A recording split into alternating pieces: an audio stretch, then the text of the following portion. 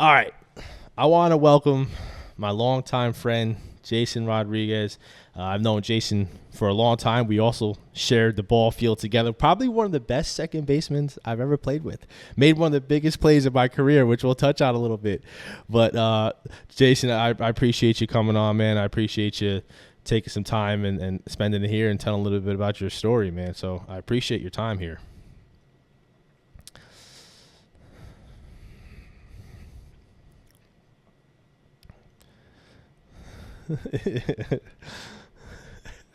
No way.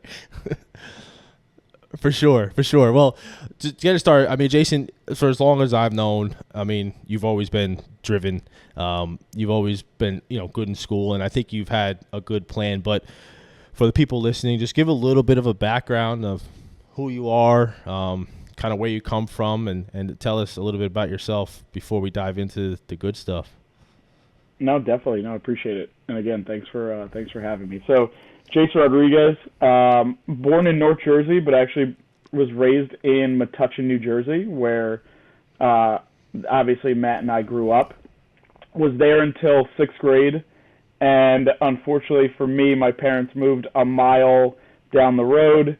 That mile turned into a new township, and I ended up moving to Edison, New Jersey, which ended up going to Edison Public Schools for 2 more years, and thankfully after that went to St. Joe's Metuchen, where Matt and I reconnected. So played ball with Matt. Matt obviously, I didn't have the 91-mile-an-hour fastball that Matty had, but at the same time, I played my 4 years there and parlayed that more on to the, I like to say I was a scholar athlete, more on the scholar side. So decided to then get accepted, thankfully, to the University of Pennsylvania. Did my 4 years there at the Wharton School of Business, but then was still playing ball. I was a baseball kid through and through, starting off in T-ball, and again, I wanted to continue playing as long as I could. So played club baseball at Penn, and was there for my 4 years there, and after that, then joined the official real world, if you will, and I know we'll probably go into it, but started off my career at Wall Street at Goldman Sachs in New York, and then now I'm at my private wealth practice now, based out of the Philly suburbs in Center City. So that's a little bit about me. I know. Yeah. Of course, man. You know what's cool? I didn't know this about you. I had no idea you continued playing baseball at Penn. So tell me a little bit about that. What was that like? I wanted to, again, I love the game. I grew up playing it. I did travel ball, and I wanted to continue doing it because for me that was a hobby. That was something that I wanted. That was like my getaway from schoolwork. I didn't play on the varsity team, but the cool thing about it was we were student-run club baseball. So we played against some basically club teams in the area. We actually played against some JV teams down at the University of Maryland, but we really organized our own schedule. We organized our own league, and eventually made it to what's referred to as, I think it's like now it's called the NCBA, the National Club Baseball Association. So that was for me. I wanted that team environment, made some good friends. I wasn't in a fraternity, but again, I had my teammates. And a lot of the guys I still talk to today, so I wanted to continue that. So played my first 2 years, and then was able to take over and was a player and a coach my last 2 at Penn as well. That doesn't surprise me at all that you ended up as a player coach. That is meant to be right there. That is meant to be. Nothing was better than setting the lineup, and you always had to. Of course, I had to put myself a little bottom. I couldn't favorite myself, but setting the lineup, going through infield, outfield, nothing better than hitting fungo. That was me. So I loved it, and again, that was for me from a college experience perspective. I didn't get the opportunity to play college ball, but at the same time, it was still that atmosphere, that competitive atmosphere that we were able to do at Penn. And you know what? And I can't tell you how many people probably relate to that, right? Like, we play the game as long as we can. We love to play the game. 90% of us, right, love to play the game. But the option to be able to still pick academically where you want to go, which obviously UPenn's not a hard choice for anyone that can get in there, but to still think of the other options, right? Club sports, that's a great way to meet people, to not be in a fraternity but have that team, right? To get to travel a little bit but also get to put academics in front. Was that always a plan for you, or was it something when you got to school you were like, oh, this is dope, I didn't know this was here? Yeah, I mean, for me, it was always playing club baseball was always a goal for me, just because, one, my brother did it, and again, I don't want to say I followed in his footsteps, but knowing that was an opportunity for me to still play at a level, because you still had to make the team. There were still tryouts. There were still elements of the game that you had to be fully committed to at the same time. We traveled. We did our thing. So when I looked at colleges, I looked at a couple things. I looked at, obviously, academics being one. I looked at the environment, the network that you're building. I looked at location, proximity to a city versus rural, anything of that nature. And finding out that there was a club team that I can actually partake in and participate in, that was just icing on the cake. That was definitely going to be my intramural. Wow. Yeah, I love that. Yeah, I mean, I hope that doesn't go over anybody's head. Just, first of all, weighing your options, right, going into the college selection with an idea of kind of making sure that you hit that checklist that really does matter for you. Putting those priorities in place can then obviously lead you to an experience which it sounds like you enjoyed, right? And that's really what you can ask for from college, is going somewhere that you enjoy, and then getting the most out of it from the both.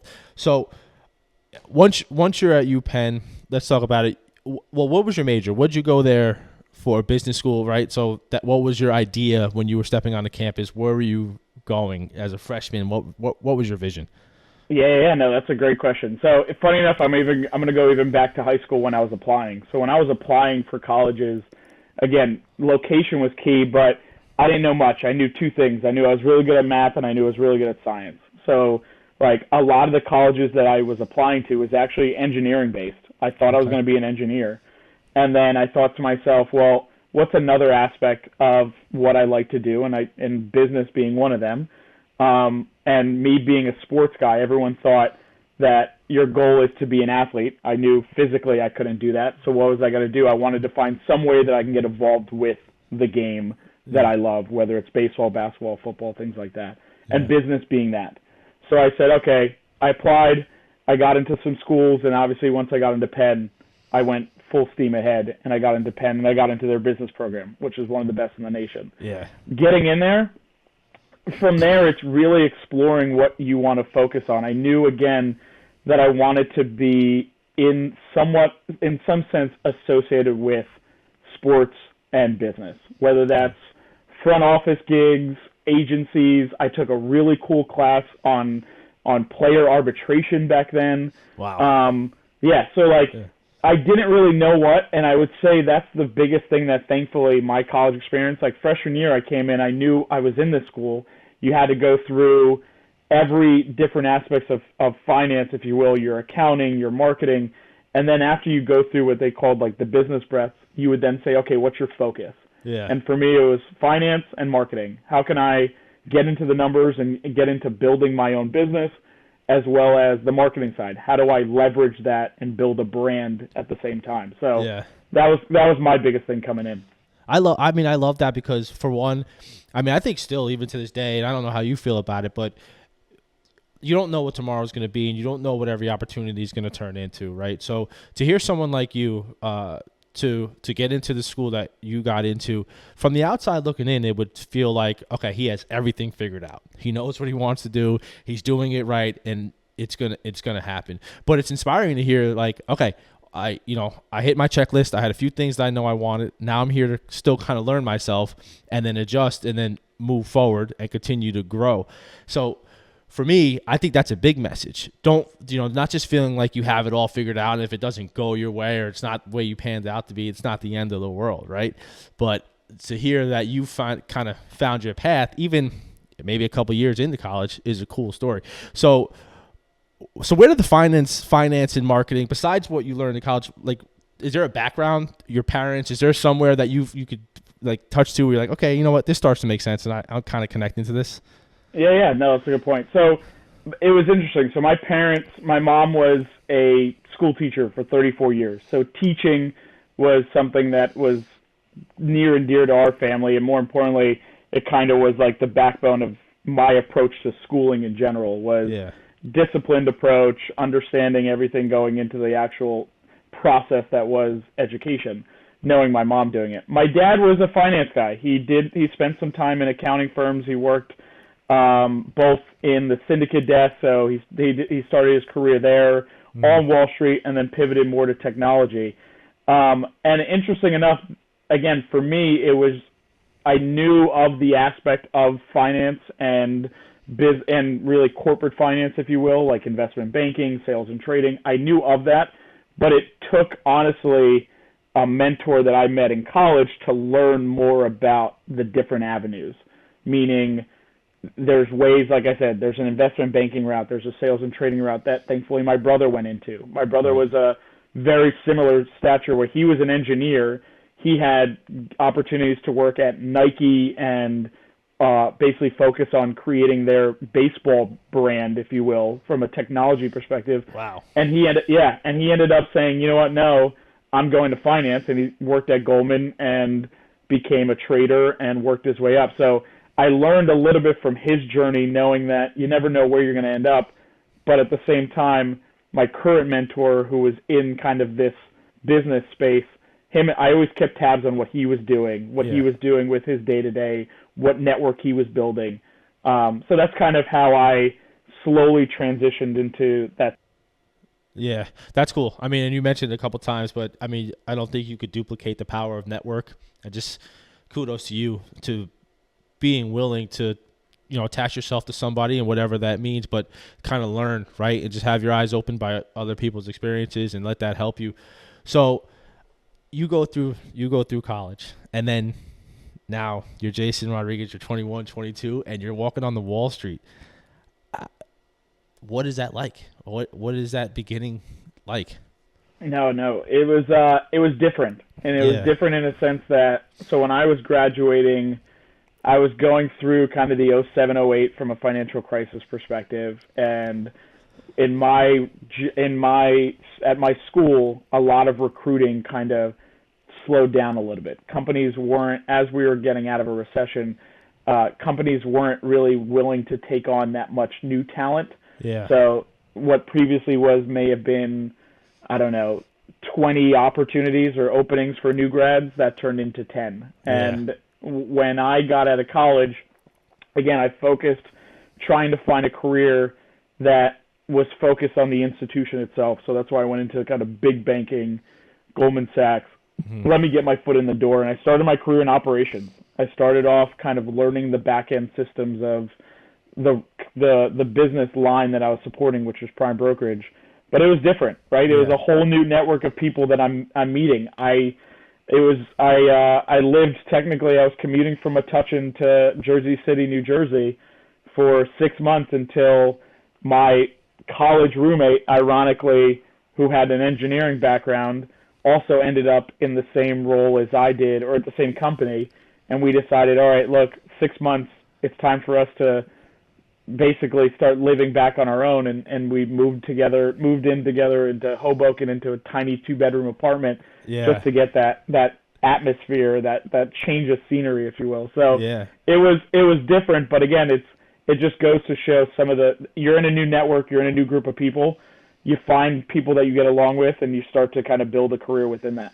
Yeah, and that's the thing. I mean, that's kind of the story of New Jersey right there. For anyone listening that's not from New Jersey, we all go to school, we come back, we usually live in Hoboken for a couple of years, right? All of some point, we find a little place in Hoboken, we work around the city or in the city, and then we continue to branch out. So when you got into Goldman Sachs and you got your position, was it what you expected as far as your day-to-day operations, or was it different than what you were expecting when you first went in? Oh, that's a good question. I mean, it was definitely, in my opinion, it was different because I'm in there with this mindset that I was going to be I don't want to call it like Wolf of Wall Street kind of guy where you're buying and selling. That's not the case. That's totally opposite, because in my role coming out, it was very much process oriented. It's how do we take this A through Z process and cut some things and make it more efficient, or add some more set of eyes, or things like that. So for me, it was definitely something that was something that I didn't really expect.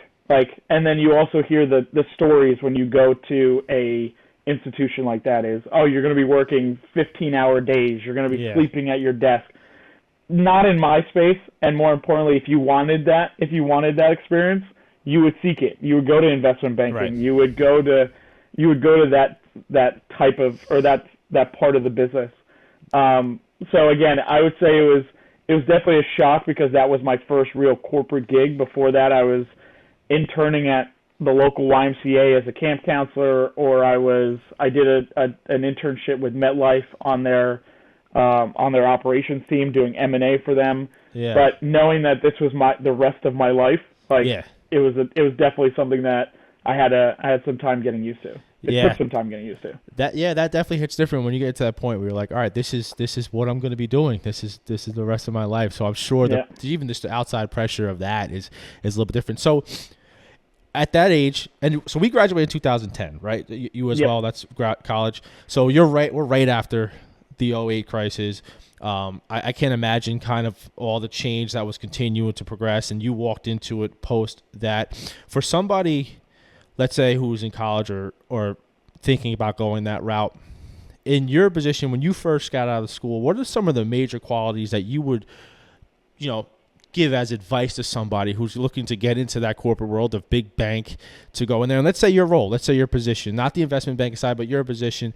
What is it? Is it your network? Is it the showing up every day, spending the extra hours? What is the piece of advice that you would tell somebody? Hey, be ready to do this to help expedite and progress your career.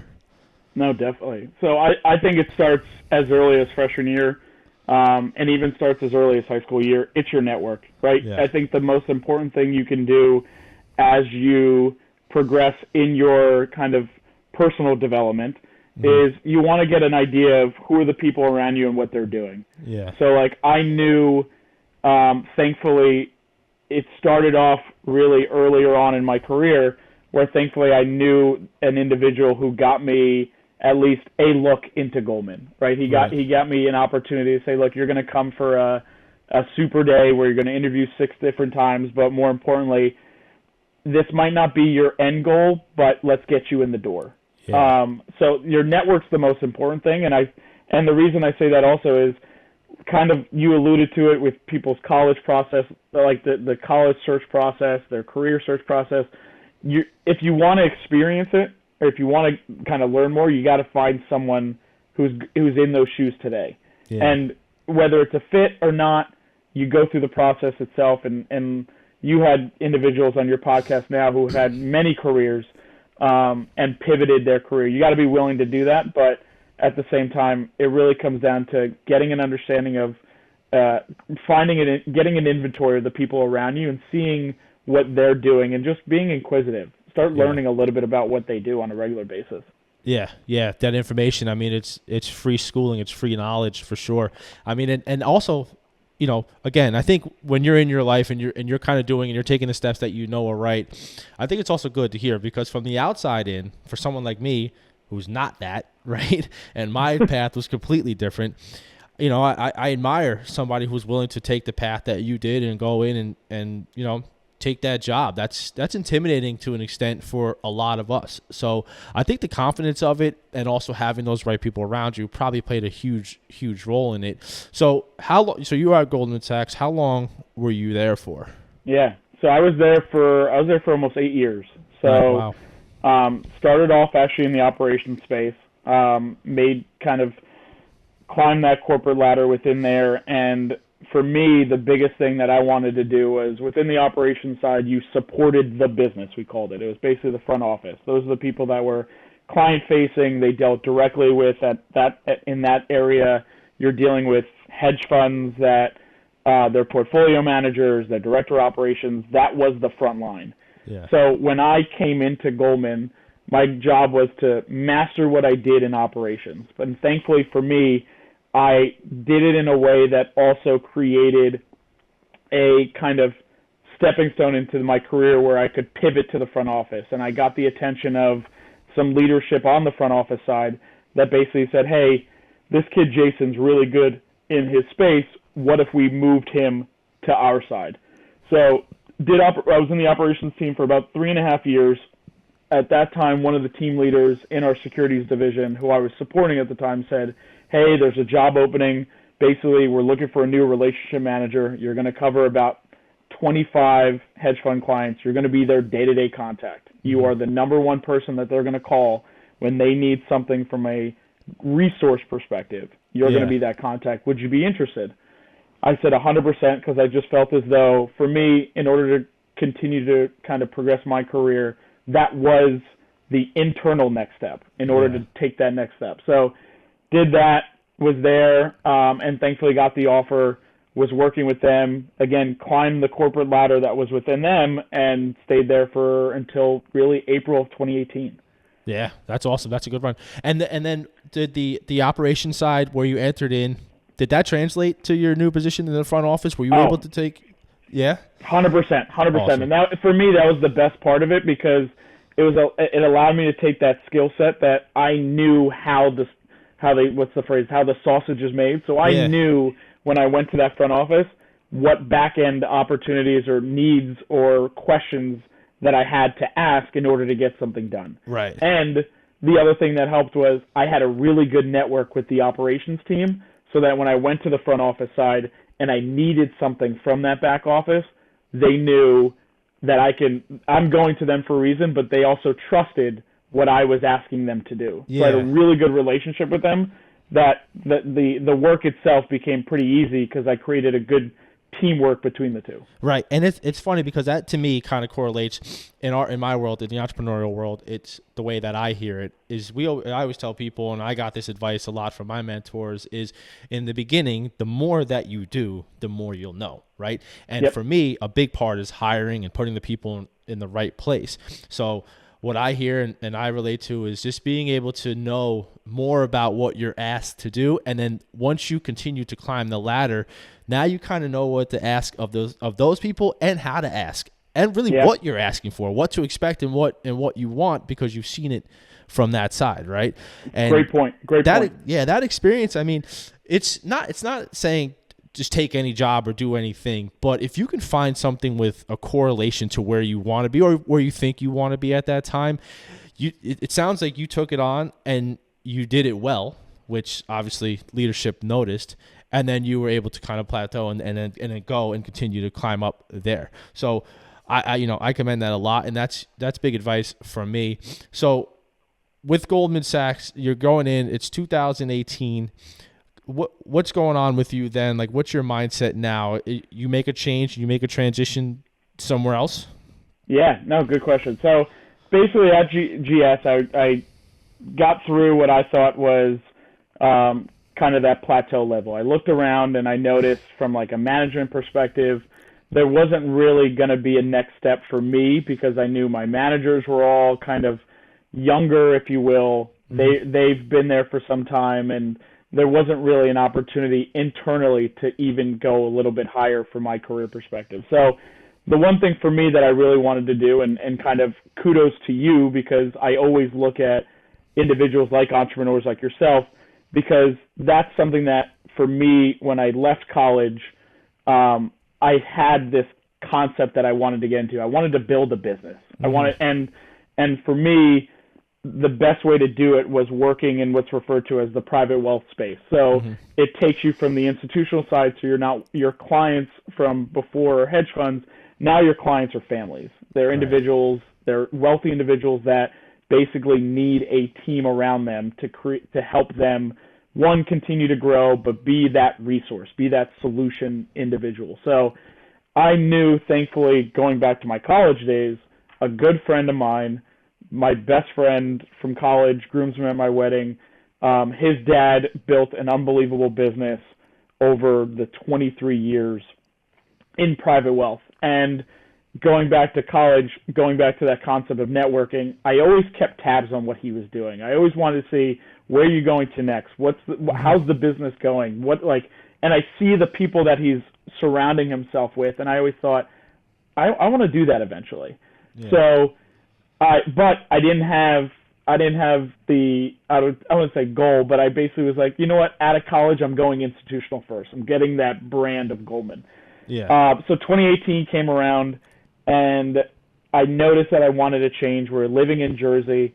My wife, we got married in 2017. My wife at the time was saying, well, look, you want to try something new. Let's go back to Philly. For her, it was great because, one, we met in Philly. We met in college. She's from the Philadelphia area. I knew that was eventually going to be a potential game plan. Yeah. And she's a nurse practitioner, so I went with this mindset of, you know what, if you go find it, and I told her, I came back from GS from taking the train home. I said, you know what, if you find a job, that will be the catalyst for us to leave. Next day, she comes home, and she goes, I got 2 jobs. What do you got? And I was like, well, there you go. Yeah. So I called up at that time my partner today, but I called him up and I said, hey, are you still looking to grow your practice? And thankfully, he was like, this is a call that we've been waiting for. Come on in. Yeah. So I wanted to kind of pivot my career into that space, and thankfully I leveraged my network, but also just the support of family, the support of my mentor, who is family to me. I knew by me making that shift, it wasn't a true leap of faith. It was something that I had some backing on. Yeah, the strong network of people that you can, rely on, right? That you're not gonna jump out and drown, right? You have somebody that can call. And luckily for me, I mean, my wife, who I also married in 2017, her dad, who really kind of introduced me to the idea of entrepreneurship. I mean, my parents, they're 2 blue collar parents. That's, what I come from. They worked for 40 years in the same company.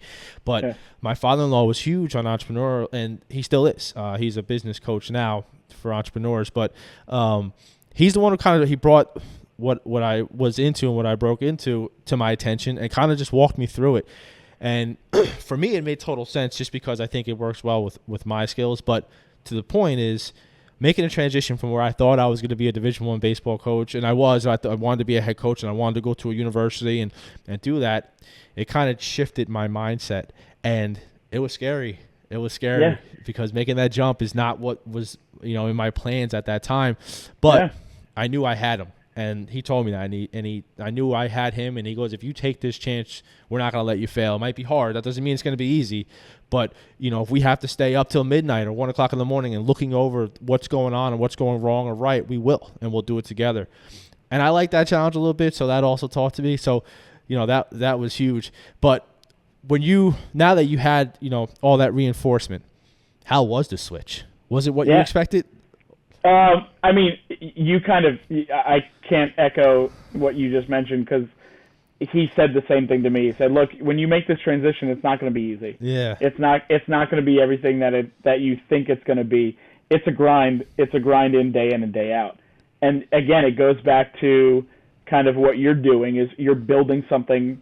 And in my side and your side, you're building something from the ground up. You might be leveraging mentors and individuals that are going to coach you through that.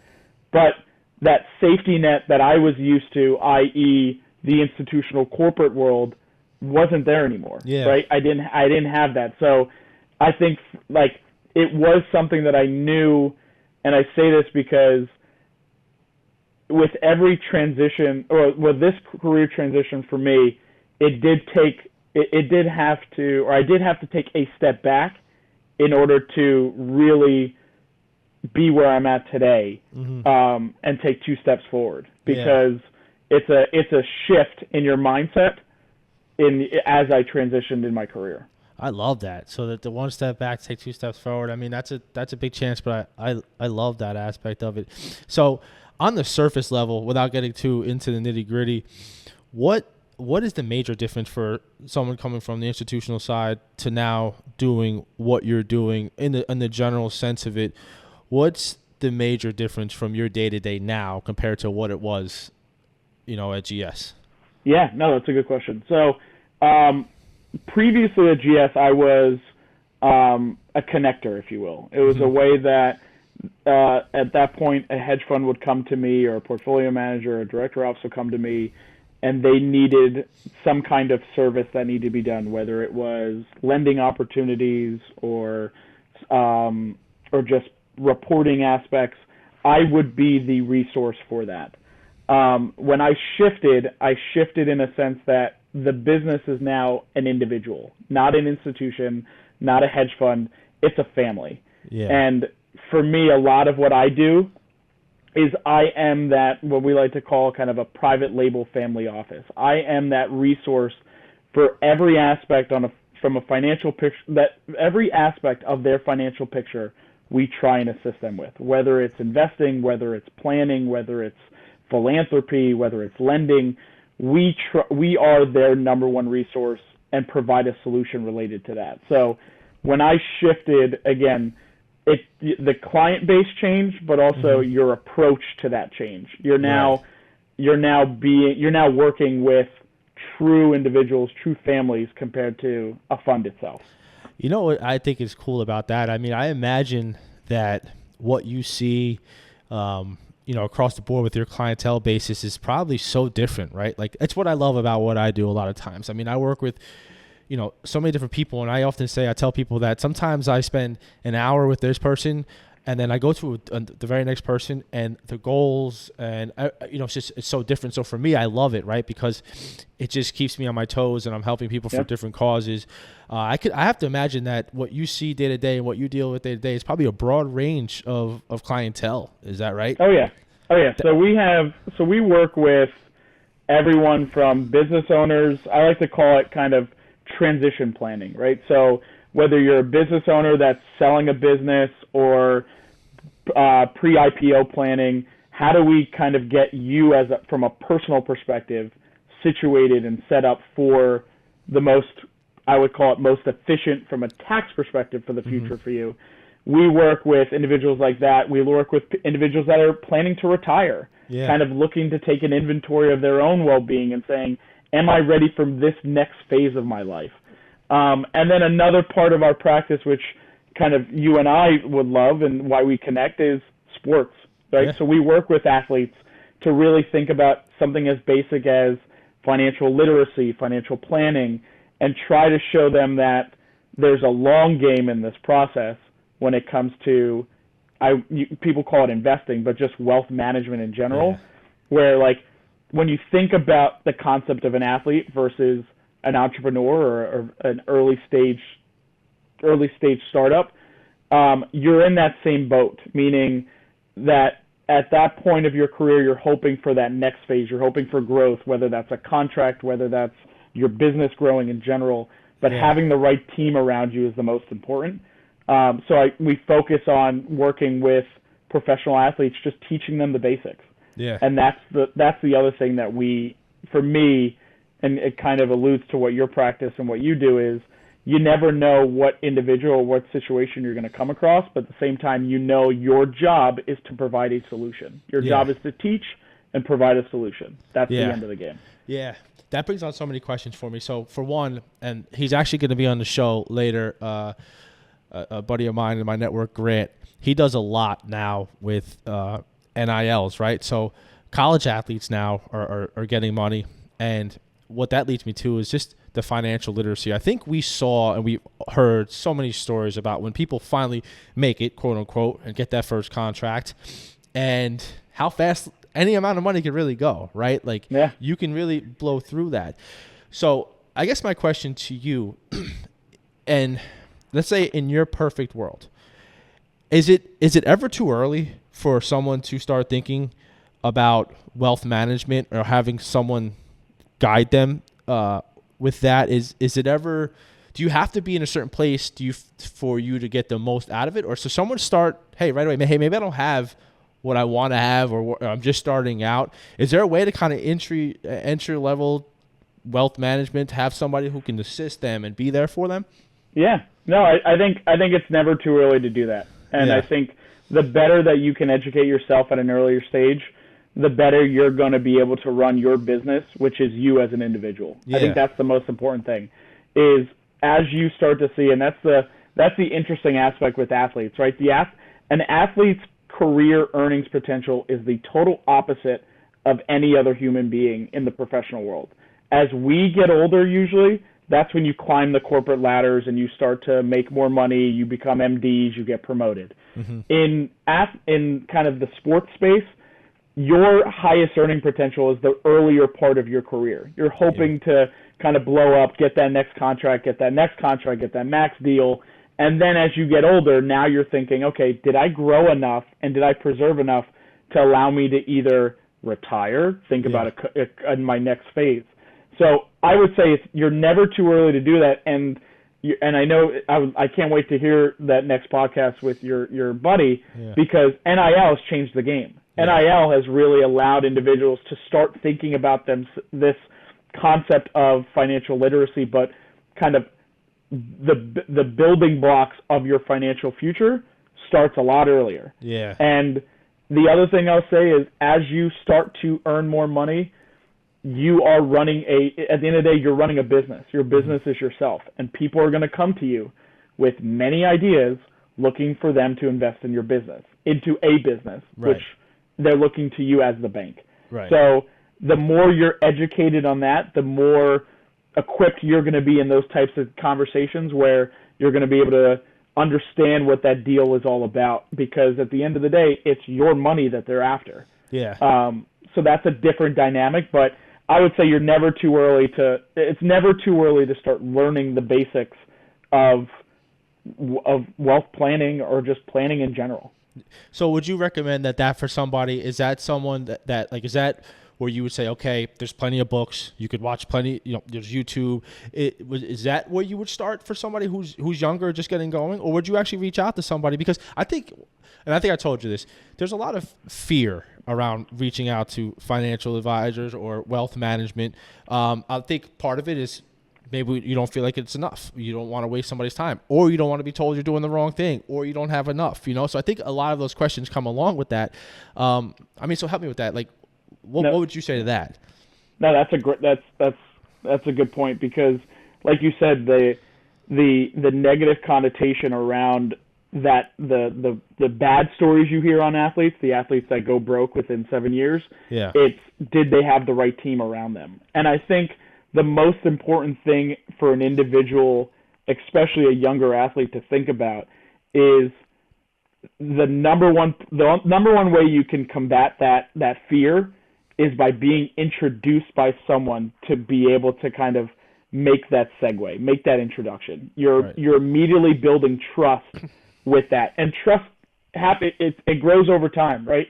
Like you're not going to trust someone you're not going to be able to kind of build that trust from one phone call. Yeah. But if you start to literally have these conversations, start to go out of your comfort zone where you're saying, look, I may not be the smartest in the room, but I know if I create the right team around me, then I can be better equipped.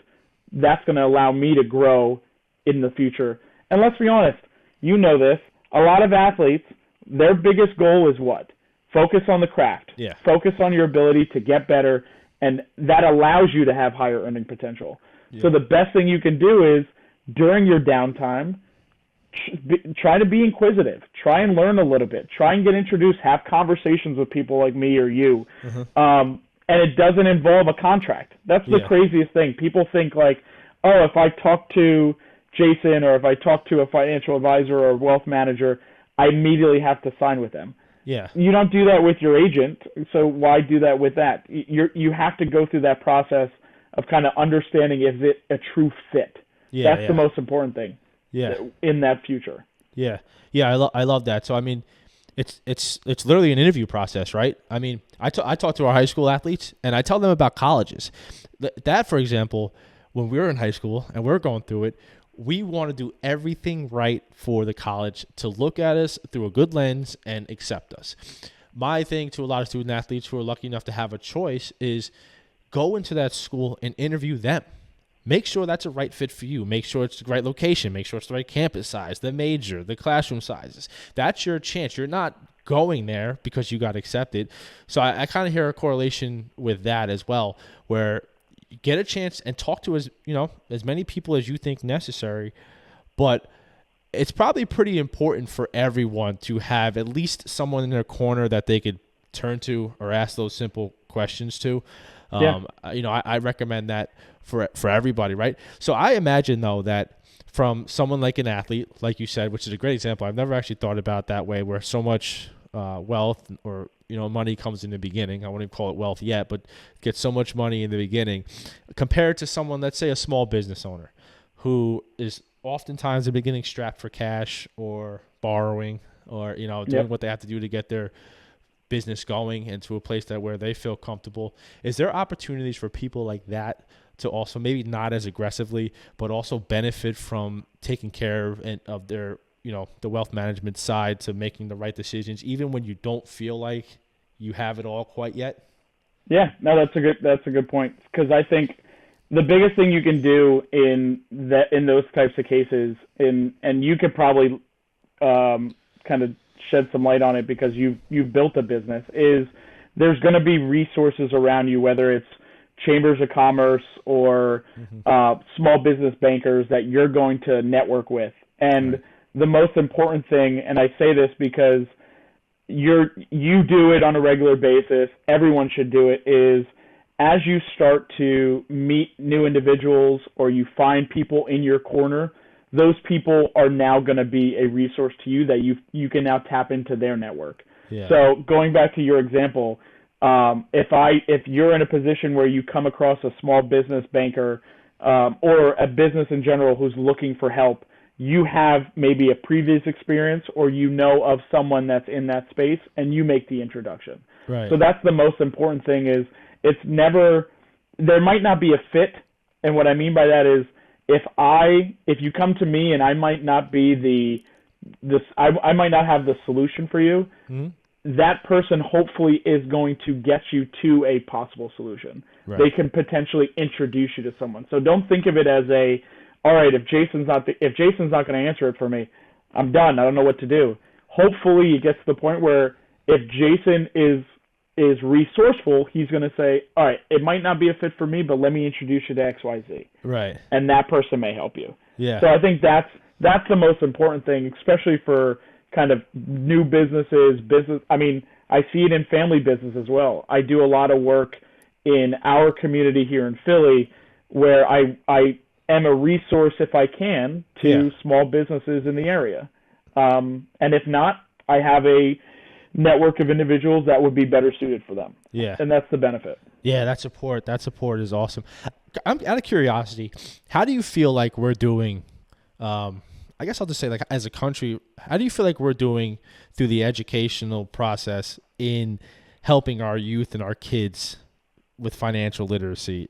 It's just out of curiosity from someone in your standpoint, where do you think we are with that, with getting our youth? Because I don't think I ever took a class on financial literacy until college, and we went to St. Joe's in Metuchen. Shout out St. Joe's. It's a great high school, and I'm sure now it's a little bit different, but I wasn't really exposed to it, and I've learned a lot of what I've learned while being a professional and a business owner. So totally agree, and I think that's the one thing that you're starting to see a lot more focus on, because I think a couple things. I think you and I also, St. Joe's, I don't think had any kind of accounting background, financial literacy aspects. I don't think they had an investment club or anything that even just talked about the markets. And for individuals that might not come from that background, you're at a disadvantage. Let's be honest. Yeah. Like my family, I grew up, and my grandfather he owned a apartment building that he had 4 tenants, and that's how he made his living, was income off of the tenants. He didn't have investments. He had real assets and real estate. He didn't have a 401k. He didn't have any of that nature. So like that was something that for individuals that if you start early, and that's the aspect of financial literacy that I say is the most important, is starting early, because you learn about the power of compounding. Yeah. But we didn't have that. And I would say you're starting to see more and more of a focus on that, really driven off of our economy and the new kind of younger professions that are created. NIL, YouTubers. You're seeing a lot of content creators coming into money that it honestly should not be the only. You shouldn't just put it into a checking account and a savings account. So you're starting to see this gig economy, these younger individuals start to accumulate wealth, and there needs to be a focus on it. And you're starting to see that with some of the what you're doing. I think what you're doing right now in this program is huge, and I think it's getting a lot of these kids that may not have the background within their family to be able to now think about it in a different dynamic and say, you know what, I listened to Matt's podcast and I should be focusing on this a lot earlier. Yeah. I should be doing something about it. Yeah. So let's say someone's coming out of college, like we all started. What's step one? Is it opening a good savings account? Is it getting a good brokerage, putting money somewhere? Like what's your recommendation to 22-year-old Jason, which I'm sure you probably made the right decision back then. You've always been smart, my man. But to somebody, where would you start? Just have this little nest egg kind of there and continue to figure out life and where you're going and what you're doing, but just there. Yeah, I think the first thing anyone should do, especially as you kind of start entering the real world from a job perspective, an income perspective, is take an inventory. Take an inventory of your inflow, take an inventory of your outflow. I call it just your personal finance worksheet, and find out how much money you're getting in and how much money is coming out. Right. You have the money from your income, from your salary, from your business, whatever that number is, and how much do you know has to go to the essentials? Food, shelter. People use entertainment as one. A lot of people use I think it's 50-30-20 rule. 50% goes to savings. It was 50% goes to essentials, 30% goes to savings, 20% goes to entertainment or kind of recreational. But it starts with just understanding what you're left with at the end of the day. Yeah. That number is going to be the biggest focus for you, because the easiest way to grow wealth is to take that number and make it the largest possible on a monthly basis and start to fill your buckets. Yeah. And the buckets I call are your emergency fund bucket, i.e. if something hits the fan and and my car breaks down, I have a leak, I have a roof issue, I know I can tap into that. Yeah. Then it becomes your middle term bucket. What are my 3-year, 5-year goals? And then what's my long term bucket? What's my 10+ year strategy? I'm not going to touch. This is going to be for your future Jason, so he doesn't work till he's 70. He's working till he's 50. Yeah. So it starts off just as simple as understanding what you're left with every month. And if you can get that number and you can start to build that number, then you can start thinking about where to put that going forward. Yeah.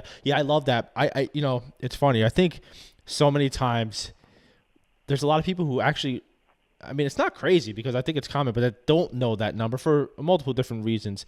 But there's so much comfort and with what you're doing when you know what you have, and then you know how you're going to disperse it and where it can grow, and then how you want to leverage that.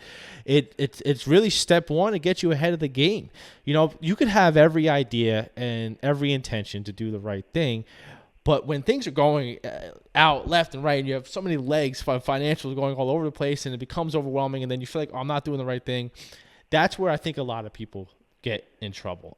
Or with athletes specifically, not to go back and forth, but I've been lucky enough to, just playing at the level that I played at, people that I played with or against, got to go to the next level. And baseball, our sport, it's a little bit harder. It's usually you get to the minors and you stay there as long as you can, and then you hopefully get a shot, but it's hard. But I would talk to them, and there's almost a sense of, well, this isn't going to stop. I'm good. I'm playing well. This money's not going to stop coming in.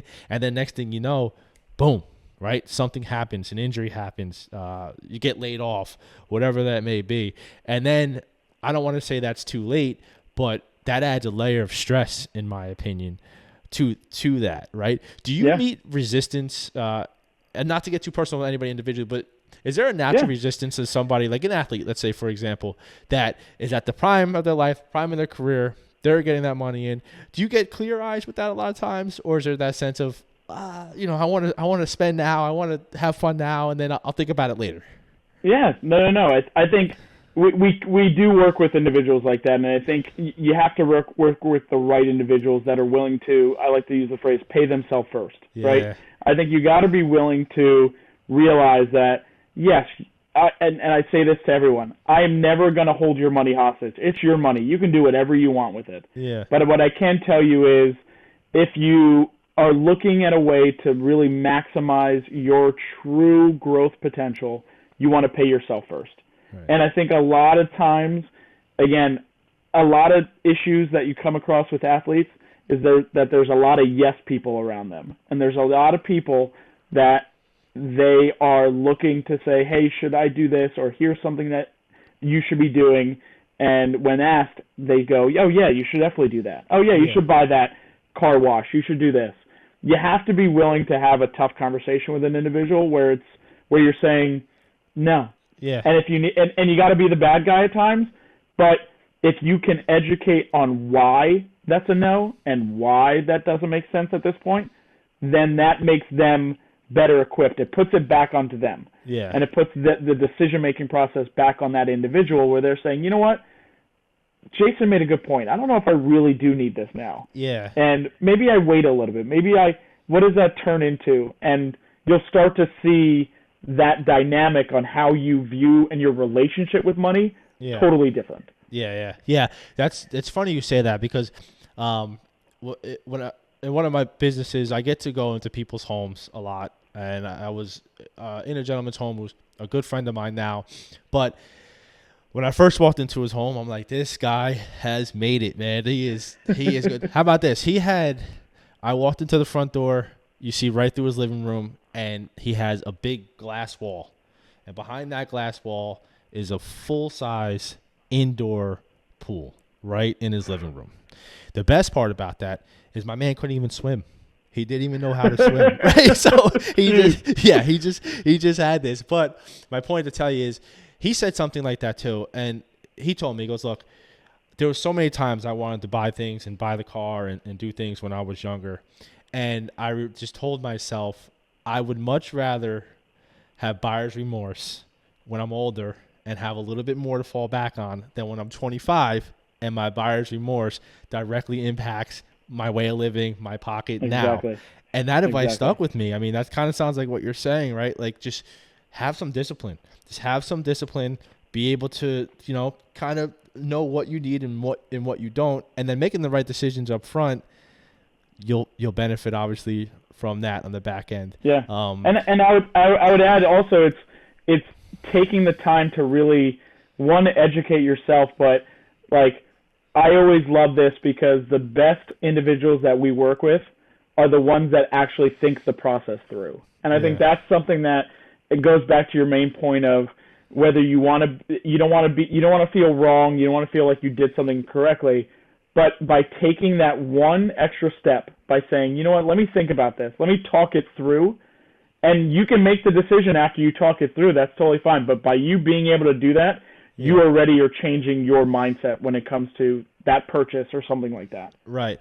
So is there a way that when you get on the phone with somebody and you initially talk with them, and let's say you've been put in touch with them, or maybe through your network, and hey, this is somebody that I know I could help and I want to work with, because for me in my business, consulting business, I can kind of understand where I could talk to somebody and I could say, you know what, they're close. They got it. They're there. They're doing the right practices. Is there something in common? Because wealth comes from so many different, like you alluded to before. It could be a TikTok star. It could be a doctor. It could be anything. But are there common denominators where you're like, yeah, this person has a good grasp. I'm really going to be able to help them in the way that they think and the decisions that they make. Is it just discipline from a young age with their money? Is it just forward thinking? Like, is there something like that? Yeah. So I think it's two things. It's discipline, and I think the types of individuals that we love to work with are what we kind of refer to as kind of like collaborators, right? Those are people that really understand that you're here to help them in the big picture, right? And they're going to bounce, and they use you just as that. They use you as kind of a board of directors. Yeah. They need to, if they have a big decision coming up, they want to at least funnel it through what they think is the resource that's going to help them make the right decision. So with a lot of the people that we work with, whether they're an athlete or a business owner or a business owner who's selling a business, it's understanding that these people, whether it's myself and my team or someone, whoever you're working with, they're helping me, and they're helping me for a reason, because they want to see me succeed or see me take that next phase. Yeah. And that's the type of people that we work with, are the people that really look at and leverage us as a resource. Yeah. The ones that kind of, like you said, kind of run, what's the phrase, skip to the beat of their own drum, or whatever that may be. Like, I might not be the best fit for you because I'm not going to be that yes person. But if you're really looking to kind of maximize what you can potentially do in the future with yourself, I would love to be that contact for you. Yeah. And I would love to be that, again, that's why we like to see the phrase family office, because at some point we get so involved in their families that we know everything that kind of makes them tick beyond just their business. Yeah. So was it challenging getting there? Was it challenging not being a yes man when you're dealing with people? Was it challenging to be able to say no? So starting, and you can probably contest to this, because when you start a business, you're willing to take anyone and anything, right? Yeah. You want to be able to say, look, I have this many clients, and I do.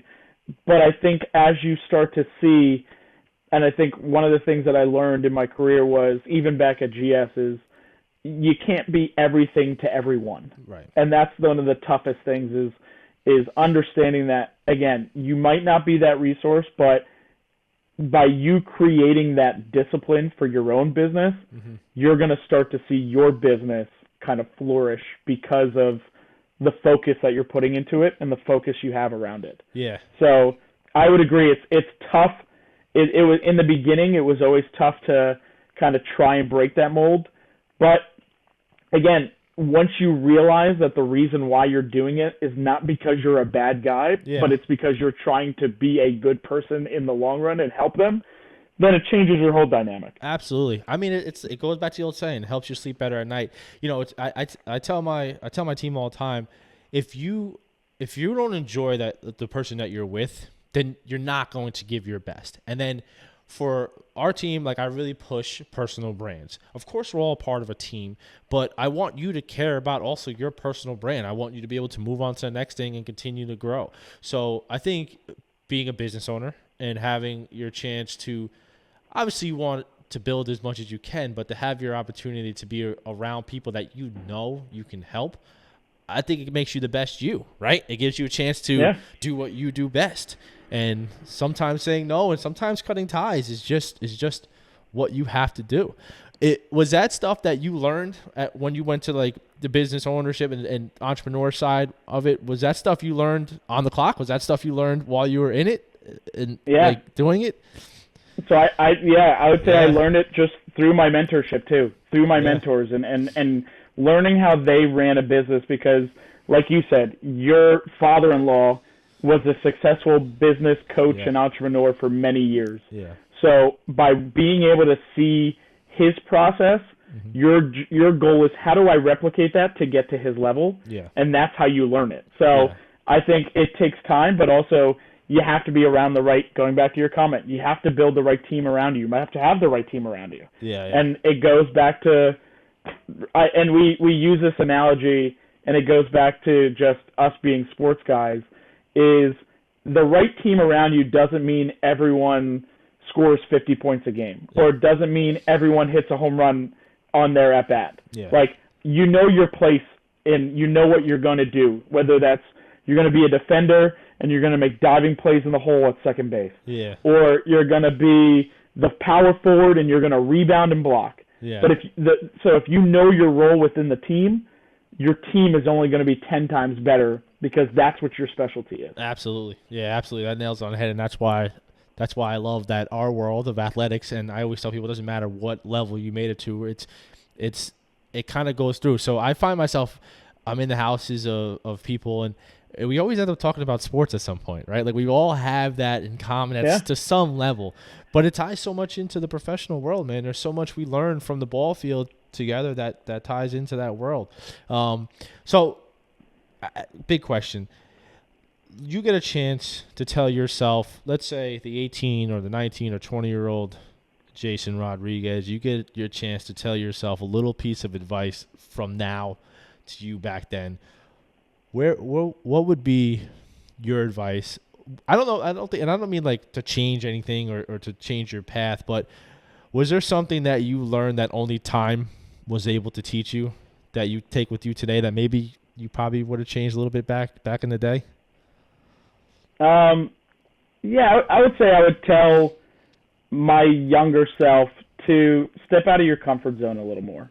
I love that. And I say that because, like, that's why I think my career at GS, or that 8-year career there, I could have done, or I could have been where I'm at now earlier in my career, but I was comfortable. Yeah. And I feel like, going back to the sports analogy, one of the biggest athletes during our era was Derek Jeter. Mm-hmm. And Derek Jeter said, and he said this during his documentary, comfort creates complacency. Yeah. And it basically allows you to just kind of not be able to be your true full self in a sense. So yeah. I would tell myself that kind of be willing to step out of your comfort zone. Be willing to fail at times, and people say that, and it's tough. We don't like failure, yeah.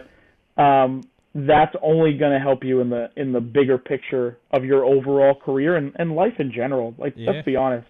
Yeah, that's 100%. Really what it comes down to. You know, I'm a strong advocate for entrepreneurship. I think it's where I fit in this world. It's what makes sense to me.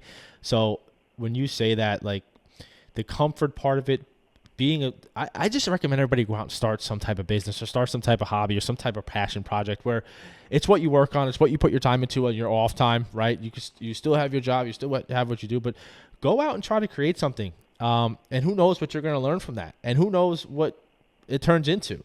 So I think failing every once in a while, which sports naturally does for you. I mean, you're going to play, you're going to fail, right? You just don't want to fail more often than you succeed. That's the goal of sports, man. It's just trying to succeed more than you fail. And we know baseball, that's not really that possible, right? You're 300 hitters, a Hall of Famer.